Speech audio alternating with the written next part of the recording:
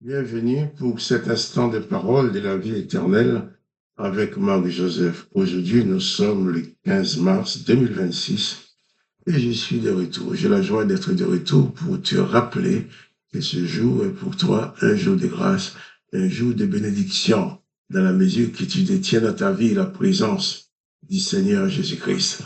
Car lorsque Jésus-Christ est présent dans une vie, je ne cesserai jamais de le répéter, chaque jour est un jour de grâce, un jour de bénédiction.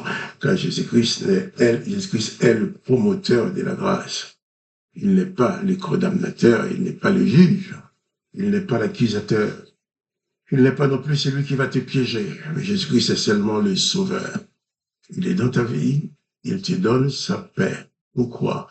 Parce qu'il s'engage à être avec toi tous les jours et tout pouvoir lui a été donné. Et la présence de Jésus dans ta vie, c'est exclusivement la présence de la bénédiction, la présence de la grâce, du pardon, la présence de la paix. Car Jésus-Christ dit qu'il te donne la paix, pas comme le monde donne, mais il dit que si tu crois en lui, ton cœur ne doit pas être troublé devant les circonstances. Car les circonstances de la vie terrestre ne seront jamais faciles. Mais Jésus-Christ dit, quelles que soient les circonstances, il est avec toi.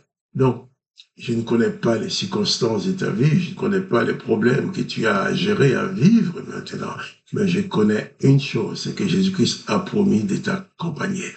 Alors, place ta foi en Jésus-Christ, cesse de te fixer sur tes problèmes, cesse de passer ton temps à réfléchir à tes problèmes. Bien sûr, les problèmes sont là.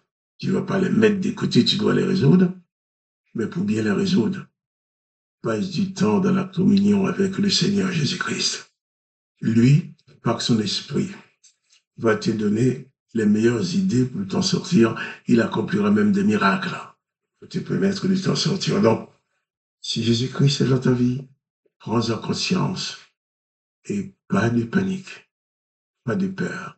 Bannis la panique et la peur dans ta vie. Bannis tout ce découragement et de la déprime. Bannis tout ça. Et regarde vers Jésus-Christ, le Sauveur, à qui rien n'est impossible. Que son Seigneur soit béni. Je vais continuer avec toi la lecture de l'évangile de Matthieu. Il était question de la résurrection de Jésus-Christ. Matthieu chapitre 28. Nous avons lu que lorsque l'ange a roulé la pierre, Jésus est donc sorti du tombeau et l'ange s'est assis sur la pierre qui a été roulée. Les soldats sont tombés raides comme morts de peur. Et Marie de Magdala et l'autre Marie, les deux femmes qui sont présentées devant le tombeau, ont entendu les paroles de l'ange qui leur dit, mais pour vous, ne craignez point, car je sais que vous cherchez Jésus qui a été crucifié. J'avais insisté sur le fait que si tu cherches Jésus-Christ dans ta vie, si tu reçois Jésus-Christ dans ta vie, tu n'as plus aucune raison d'avoir peur. Car quoi qu'il arrive, Jésus-Christ te garantit ton salut. Alors, et il est dit aussi que pendant ces femmes étaient en chemin, au verset 11, Matthieu 28, verset 11, quelques hommes, pendant que ces femmes étaient en chemin, quelques hommes de la garde, de ceux qui gardaient le corps, entrèrent dans la ville et annoncèrent aux principaux sacrificateurs tout ce qui était arrivé. Des gardes, des soldats, ils n'ont rien pu faire pour empêcher la résurrection de Jésus-Christ. Car les sacrificateurs, les religieux, les avaient envoyés pour garder la tombe, pour que les disciples de Jésus ne soient pas en mesure de venir rouler la pierre. La tombe était protégée pour empêcher la résurrection. Mais lorsque Dieu décide d'accomplir sa volonté, lorsque Jésus décide de faire quelque chose, personne ne peut s'y opposer. Même les gardes qui étaient bien armés, qui étaient des hommes forts, solides, capables d'interdire quiconque qui voulait s'approcher de la tombe. Mais lorsque c'est l'ange de Dieu qui vient pour rouler la pierre, eh bien, ces gardes ont tremblé de peur. Ils sont devenus comme morts. Et la pierre a été roulée. Mais les deux femmes qui sont venues vers Jésus, tout de suite, elles ont entendu la parole de l'ange qui dit « Ne craignez pas pour vous. » Non, et ils sont tombés comme morts. Mais vous ne craignez pas, car vous cherchez Jésus.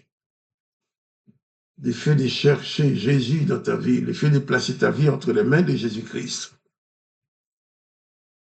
tu n'as plus besoin d'avoir peur. Jésus-Christ garantit parfaitement ta sécurité. Et ces gardes-là qui étaient tombés comme morts de peur,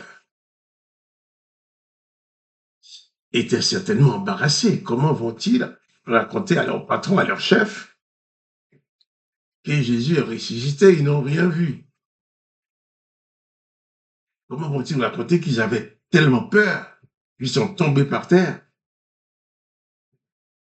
Ils sont quand même allés, quelques hommes de la garde entrèrent dans la ville. Je ne sais pas combien qu'ils étaient.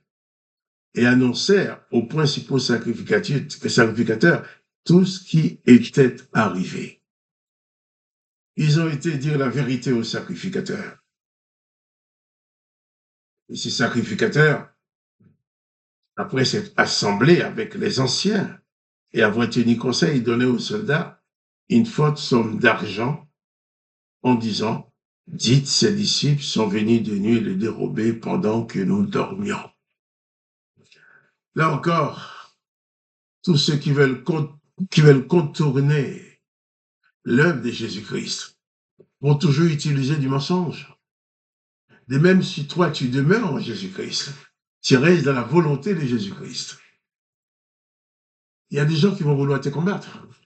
Mais qu'est-ce qu'ils vont faire? Ils vont être obligés d'utiliser des mensonges, comme ont fait les sacrificateurs. Les sacrificateurs, ce sont les saints hommes d'Israël. Les saints hommes d'Israël dans le temple de l'Éternel des armées, qui sont des menteurs. Et ils vont mentir, ils vont payer les soldats, parce que les soldats ne vont pas admettre qu'ils étaient tout simplement endormis, et puis les disciples viennent enlever le corps de Jésus. Les disciples de Jésus étaient à votre peur eux-mêmes, ils étaient cachés quelque part. Il n'y a que les deux femmes qui sont venues tôt le matin. Mais tous ceux qui veulent combattre Jésus-Christ et son œuvre utiliseront toujours des mensonges pour le faire. Et ceux qui voudront combattre l'œuvre de Dieu dans ta vie utiliseront des mensonges. Parce que Dieu fait, il le fait. Ces soldats ont raconté ce qui était arrivé, comme pour eux, ils ne voulaient quand même pas admettre, les sacrificateurs ne voulaient pas quand même admettre que Jésus soit ressuscité. Ils ont préféré mentir pour dire que c'est les disciples qui sont venus enlever le corps. Mais toi, place ta vie en Jésus-Christ. Si ta vie est en Jésus-Christ, tu dois bannir la peur de ta vie. Si ta vie est en Jésus-Christ, si tu fais le maximum pour vivre selon les enseignements de Jésus-Christ, celui qui voudra te renverser utilisera certainement des mensonges. Comme les sacrificateurs, serviteurs de l'Éternel, c'était leur nature de raconter des mensonges, puisqu'ils l'ont fait pour obtenir la mort de Jésus. Mais maintenant, ils racontent des mensonges pour dire que Jésus n'est pas ressuscité. Mais toi, place-toi en Jésus-Christ et tu verras, ils n'ont rien pu faire pour empêcher Jésus d'accomplir son œuvre. Et toi aussi, si tu te confies en Jésus-Christ, si Jésus-Christ est ton maître et ton sauveur, personne ne pourra t'empêcher d'avancer avec lui. Ils inventeront des mensonges, mais les mensonges demeureront des mensonges.